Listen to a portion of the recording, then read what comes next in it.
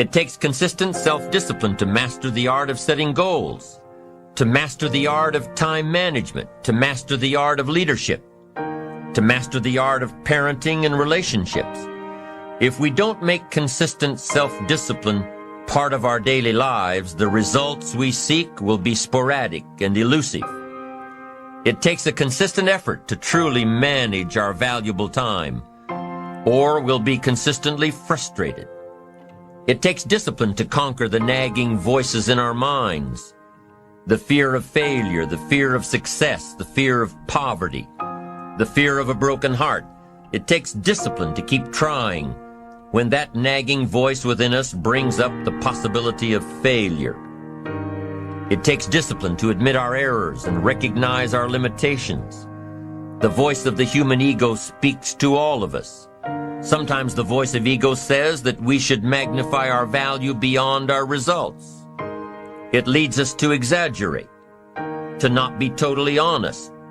It takes discipline to be totally honest, both with ourselves and with others.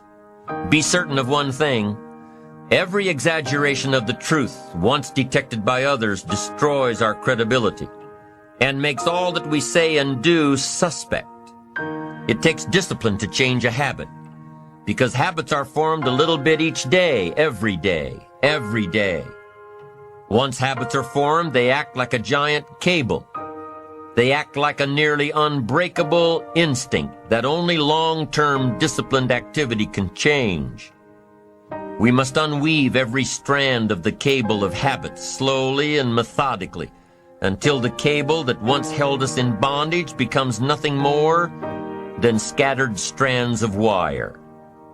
It takes the consistent application of a new discipline, a more desirable one, to overcome one which is less desirable. It takes discipline to plan. It takes discipline to execute our plan. It takes discipline to look with full objectivity at the results of our applied plan. And it takes discipline to change either our plan or our method of executing that plan if the results are poor. It takes discipline to be firm when the world throws opinions at our feet. It takes discipline to ponder the value of someone else's opinion when our pride and our arrogance leads us to believe that we are the only ones with the answers. Now, if discipline is the key word, and if discipline is the key action, then what exactly is discipline? One good answer might be that discipline is a constant human awareness of the need for action, and a conscious act by us to implement that action.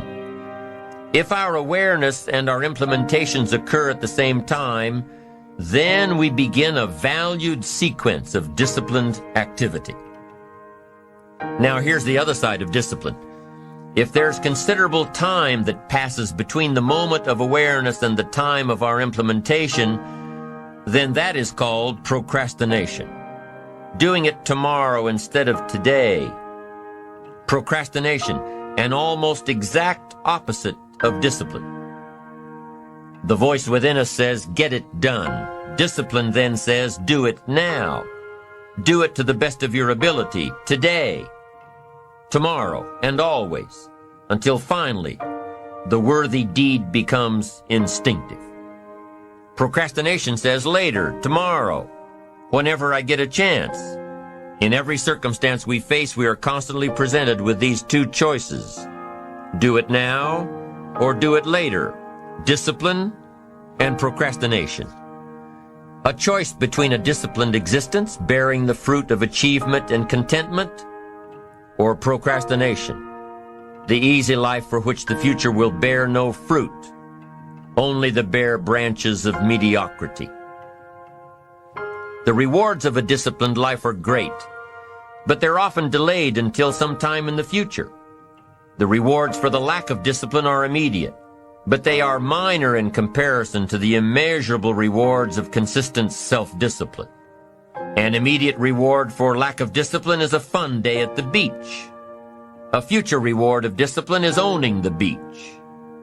For most, we choose today's pleasure rather than tomorrow's fortune.